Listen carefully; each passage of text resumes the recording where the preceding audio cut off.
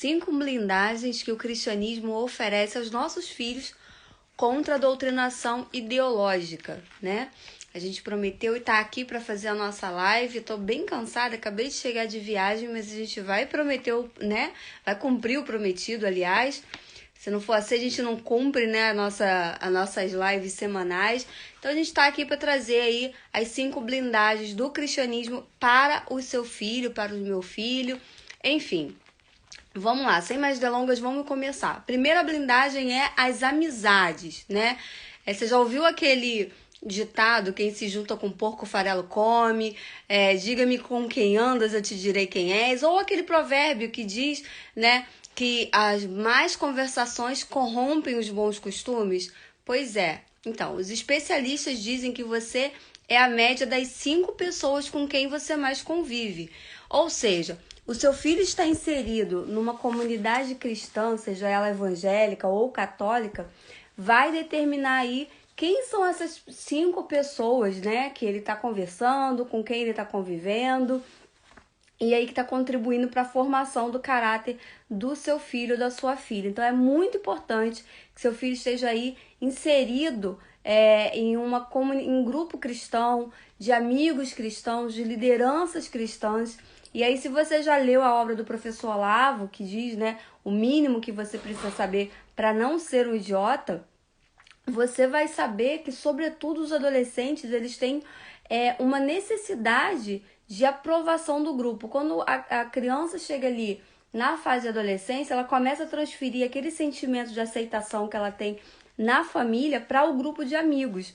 Ou seja, ele vai começar, mesmo que ele não concorde com determinadas ações, mesmo que ele tenha sido criado em um meio em que algumas opiniões não façam parte da realidade dele, ele vai começar a moldar as suas opiniões e as suas ações de acordo com o grupo, porque ele tem necessidade de ser aceito pelo grupo.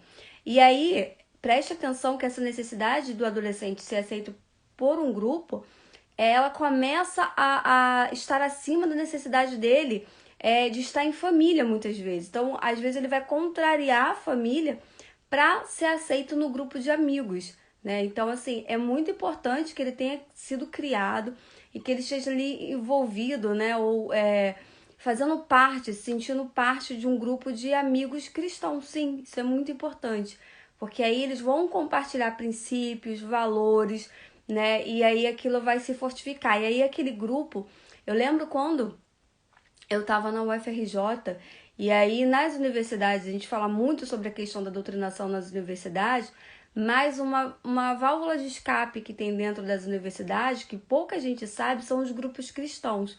Então existem grupos cristãos dentro da universidade que se reúnem para orar, para estudar a Bíblia, para evangelizar dentro da faculdade, grupos tanto grupos cristãos católicos quanto evangélicos.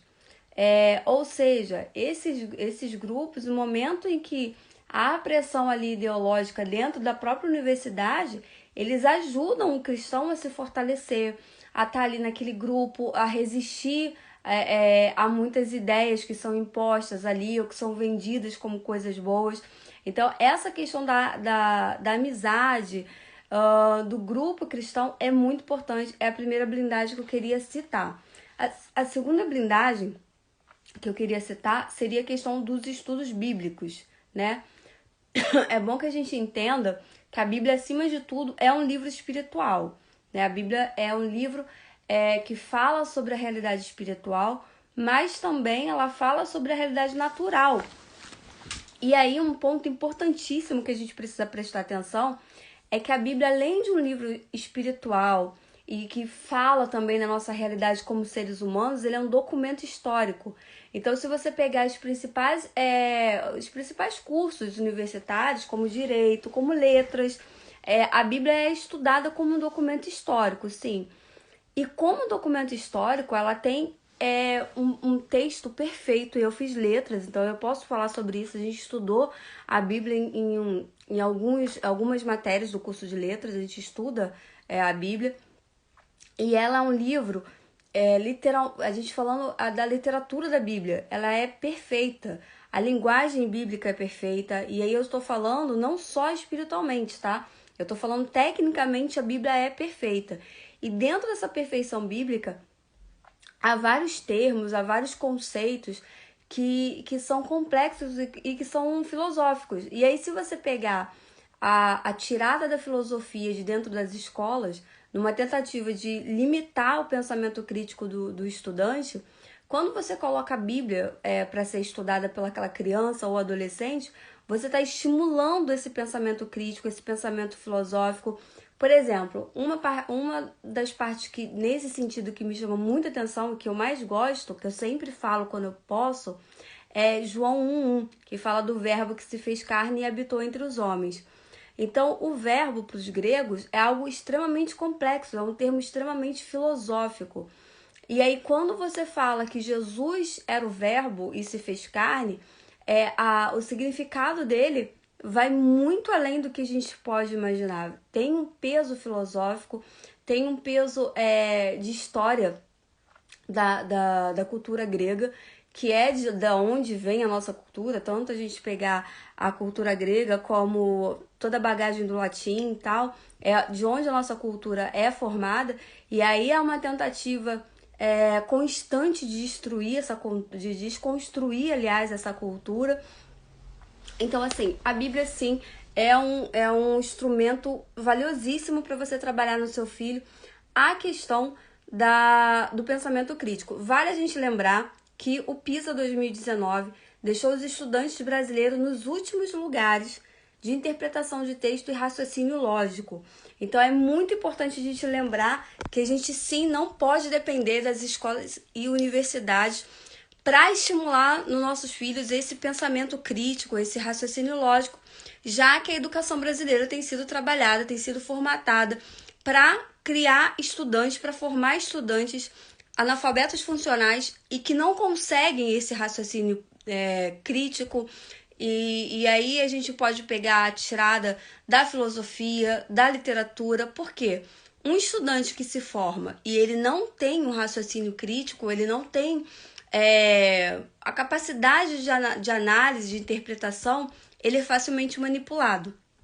E volto a dizer, pessoas facilmente manipuladas aqui significa vantagem política, vantagem financeira para outras pessoas ali. Então, é uma conta que fecha assim. E aí eu volto a falar para vocês, por exemplo, sempre que eu posso também eu falo sobre a questão da minha infância, que foi extremamente pobre. A minha mãe se sacrificou muito para pagar uma escola particular para mim, mas eu posso falar para vocês que eu tive professores excelentes, professores maravilhosos.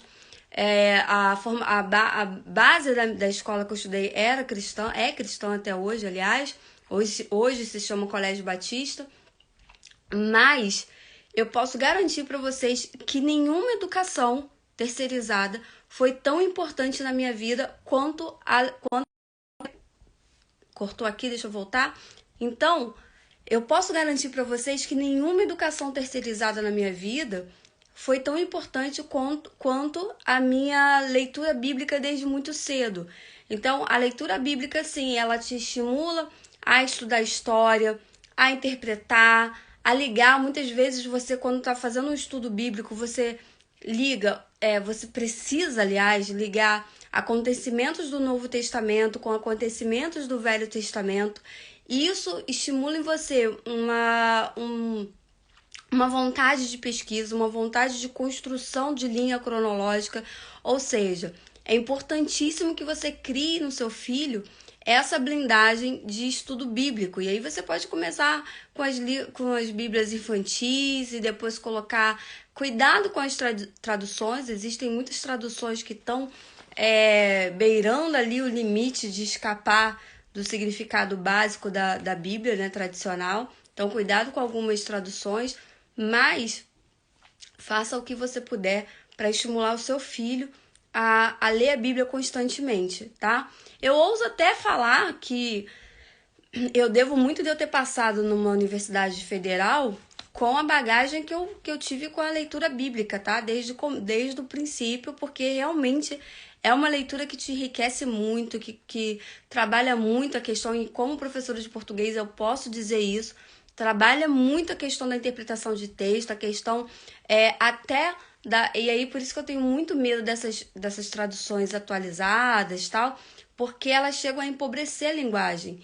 Então, uma das vantagens e da blindagem, né, que a gente pode considerar uma das blindagens da leitura bíblica, feita pelas crianças e pelos adolescentes, é o enriquecimento do vocabulário.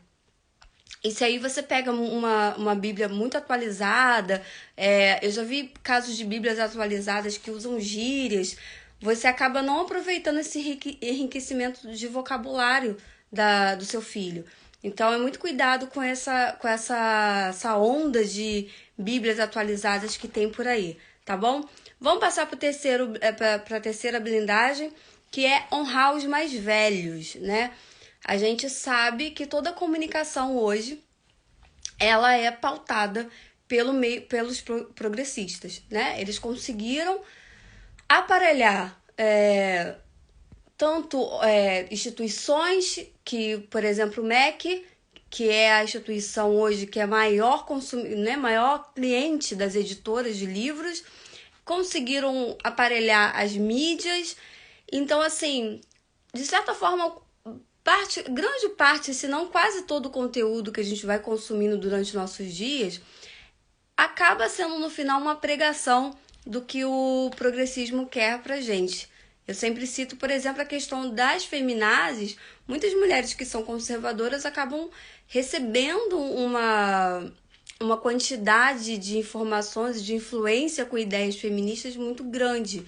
Então não é diferente com qualquer outro tipo de... E assim, outra hora a gente vai pegar para fazer uma outra live falando sobre isso, mas existe eu esqueci o nome do filme agora, depois eu coloco nos comentários, mas um filme em que ele mistura um pouco da ficção com a realidade, onde ele retrata um pastor batista que viveu no começo do século XX, e ele falava sobre você ser uma pessoa boa, né, sem ser cristão. Você entender que você não pode matar, que você não pode roubar, sem ser cristão. Isso daí seria a cultura burguesa. Só que aí o filme retrata, né, ele mistura ficção à medida que ele diz que esse pastor descobriu uma máquina do tempo, foi se inventar uma máquina do tempo, e esse pastor chega nos dias de hoje, e aí ele convive com a nossa realidade, e ele percebe que tudo o que a gente vive, de certa forma, é para nos levar a ter um pensamento anticristão. E aí esse pastor entra num cinema e vê ali piadas com o nome de Deus, e vê várias coisas acontecendo, e ele vê que isso tudo foi fruto de uma cultura burguesa que prega exatamente isso, que você pode ser uma pessoa boa sem ser cristão. Então, assim, os progressistas criticam essa questão da cultura burguesa, e de fato a cultura burguesa não é grande coisa porque ela não se sustenta diante de alguma pressão, enfim. Mas o que eu quero dizer para vocês é o seguinte, que eu fiz essa introdução para dizer o seguinte: de certa forma, toda essa pregação com qual a gente convive nos leva a pensar que os jovens vão mudar o mundo, que os jovens são a grande força que vai trazer a paz para o mundo, que vai fazer acontecer, quando na verdade isso é um grande tiro no pé, porque a própria Bíblia diz, né, que jovens vos escolhis porque sois fortes. Então o jovem tem a força, mas a sabedoria são dos mais velhos. Então, na verdade, um povo que não escuta, que não valoriza os mais velhos, que não valoriza a experiência, ele está fadado ao fracasso. Então, quando você prega a questão do desprezo da velhice, a questão do desprezo dos mais velhos, e aí quando você retrata a realidade, né, as ideias conservadoras, deixa eu botar aqui o carregador, quando você despreza as ideias conservadoras alegando que são ideias velhas e que os velhos não sabem de nada, que os jovens é que vão trazer coisas boas para o mundo, na verdade você está desprezando a experiência. E quando você despreza a experiência, é a forma mais prática que você tem de desestabilizar um povo, né? Uma nação. A gente lembra da história de Israel. Israel tinha ali seus anciãos, E esses anciãos constantemente eles deveriam ser consultados. Todas as decisões que haviam de ser tomadas tinham que passar por esses anciãos. E aí, quando você pega o Velho Testamento para estudar, você vê que todas as vezes que Israel desprezou seus anciãos, Israel entrou numa grande enrascada. Ou foi capturado por um povo inimigo, ou passou por escassez de comida, enfim. Todas as vezes que Israel desprezou a experiência, né, dos mais velhos, Israel entrou numa grande enrascada. Então não é diferente com a gente, né? Todas as vezes, isso aí vale para a vida pessoal, vale para um povo. E aí acontece isso quando o seu filho tá numa comunidade cristã, seja ela católica ou evangélica, ele aprende ali, né? Ele entra ali no grupo das crianças, se for na igreja evangélica, se for na igreja católica da catequese. E aí ele vai crescendo, respeitando liderança, entendendo a importância de se respeitar e pegando amor e respeito pela liderança, entendendo que há uma hierarquia na igreja, entendendo que, né, tem lá o padre ou o pastor. Lógico, a gente sabe que há pessoas que erram, pessoas que cometem erro, pessoas que entram na igreja. Eu costumo dizer o seguinte, que o pior tipo de pessoa, ele provavelmente vai estar dentro da igreja, né? Por que isso? Porque uma pessoa que não presta e que ela quer fingir que presta, ela quer fingir que ela é uma boa pessoa, o que ela vai fazer se não está entre os bons, né? Colocar lá a capa de ovelha, está entre os bons. Isso não quer dizer que estar entre os bons é uma coisa ruim, apenas que há pessoas que não prestam e estão lá. Mas é importantíssimo isso, que seu filho faça parte de um meio cristão, ele também vai conseguir essa blindagem, entender que ele precisa respeitar os mais velhos, que ele precisa respeitar a experiência, porque afinal de contas, se há uma liderança de jovens, se há uma liderança de crianças, ou a liderança da igreja em si, isso quer dizer que aquela pessoa estudou para estar ali, que ela tem experiência, enfim. A outra blindagem que a gente consegue no cristianismo para os nossos filhos é a questão de Cristo, né, como centro de todas as coisas.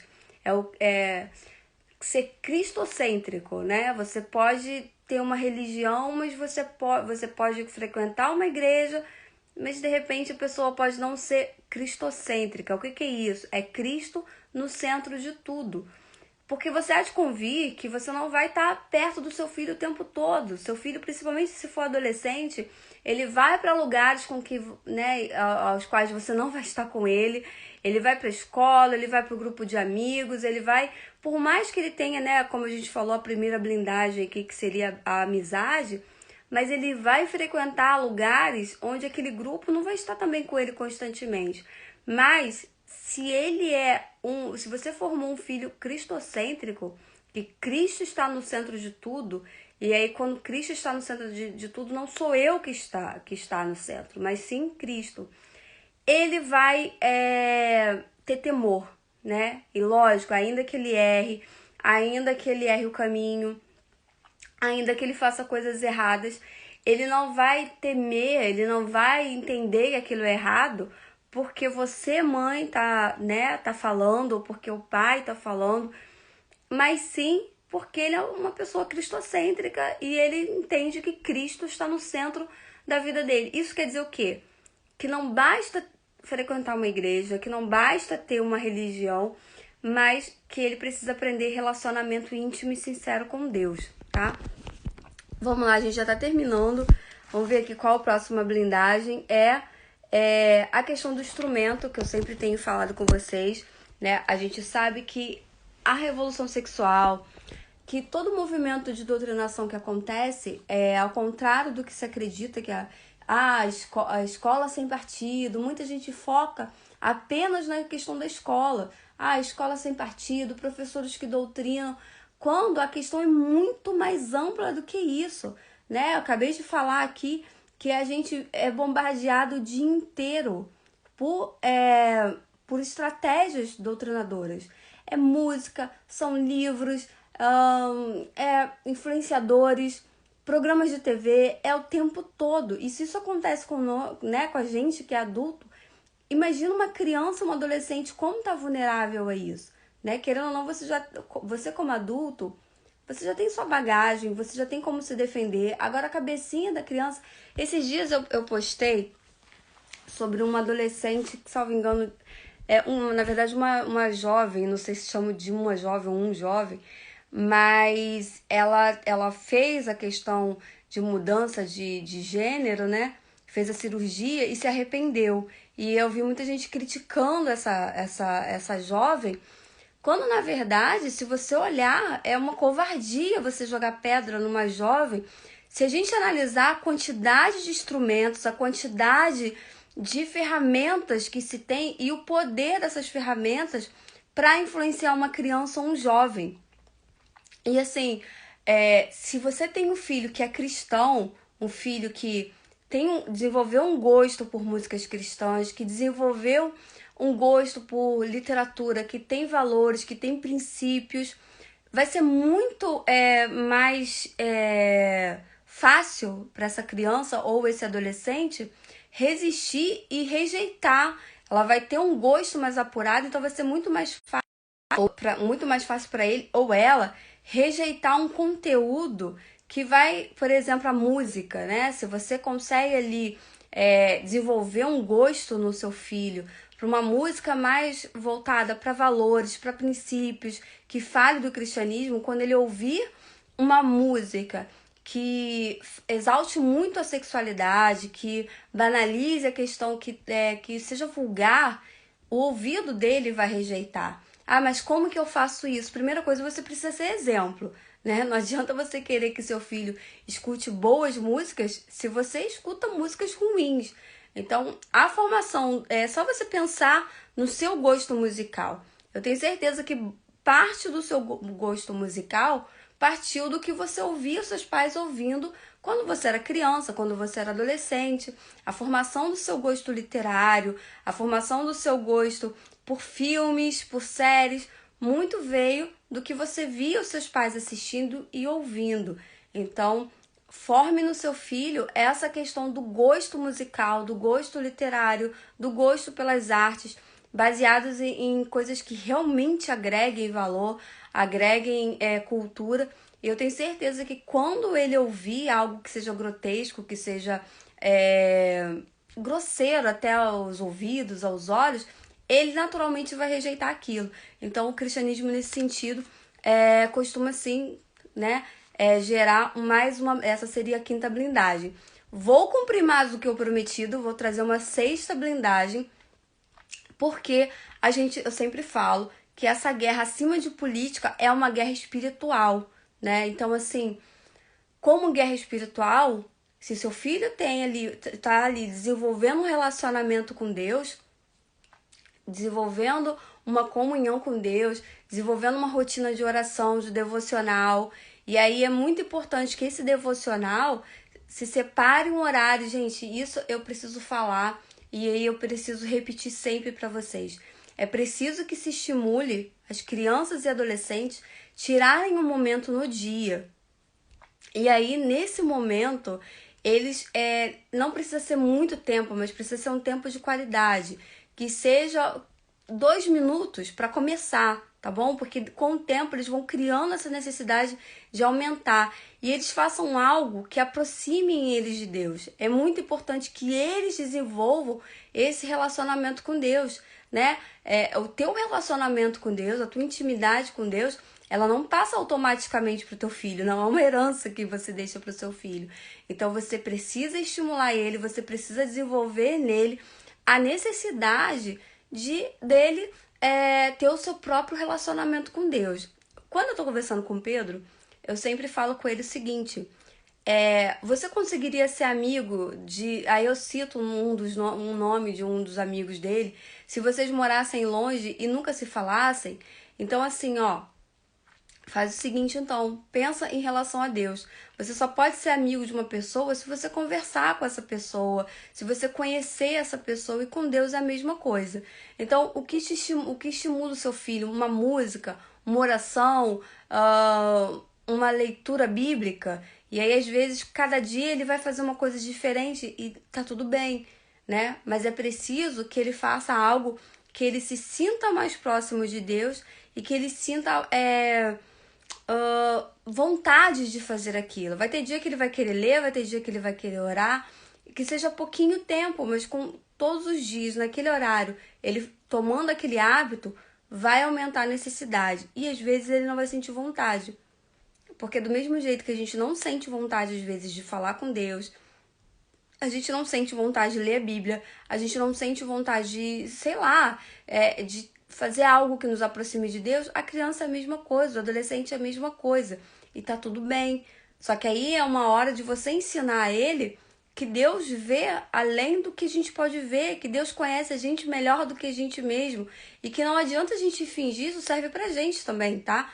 Não adianta a gente chegar para Deus e fingir, ai, Deus Todo-Poderoso, não sei o quê, e forçar uma ladainha, quando na verdade a gente não tá sentindo nada daquilo e Deus sabe, né? Então, assim, é ser franco com Deus, é chegar e falar, Deus, eu não tô com vontade de orar, eu não tô com vontade de ler a Bíblia, eu não tô com vontade de falar contigo, mas eu quero ter vontade, né? É importante que a gente entenda que a gente não vai a Deus porque a gente quer.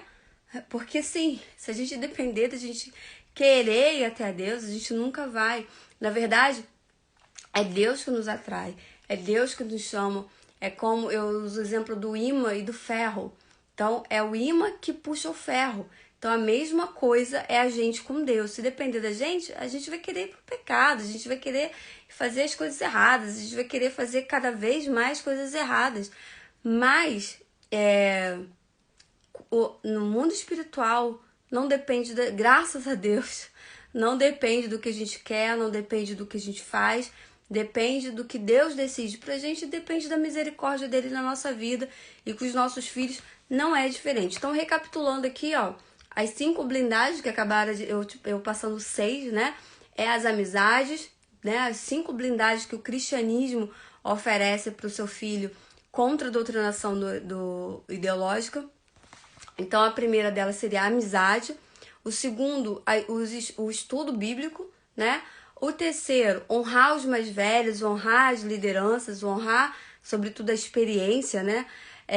Ser cristocêntrico, então entender que Cristo está no centro da nossa vida, não é a gente mesmo, né? Não é o contrário do egocentrismo, é o cristocentrismo. E aí o quinto seria os instrumentos, né? Que são usados para doutrinar, para influenciar, que são músicas, influenciadores, artistas. Então, se seu filho é cristão, ele vai ter um gosto mais apurado para músicas, para literatura. Então, isso também é uma blindagem. E aí eu dei uma a mais, que seria a 6ª blindagem, seria a blindagem espiritual, tá? Que aí, quanto mais seu filho está próximo de Deus, quanto mais ele pede para que Deus o atraia, mais resistente ele vai ser às coisas que puxam ele para a doutrinação ideológica mesmo. Então, assim, ao contrário do que se prega, a gente vê por essas blindagens que o cristão, né, antes a gente ouvia muito isso, e a gente vê que agora, né, esse discurso tem voltado de que o cristão seria um ser ignorante, quando na verdade é bem ao contrário. A gente viu pela blindagem que o cristão, ele tem armas de ter raciocínio crítico, de ter análise própria, de ter interpretação até acima das outras pessoas que não... E não é porque o cristão é melhor, tá? Não, ninguém é melhor do que ninguém. Mas você acaba tendo ferramentas no cristianismo que te protegem da manipulação. Então, isso é totalmente o contrário do que diz o senso comum. Então, tá aí, né, as blindagens aí pro teu filho, que é ofertada pelo cristianismo.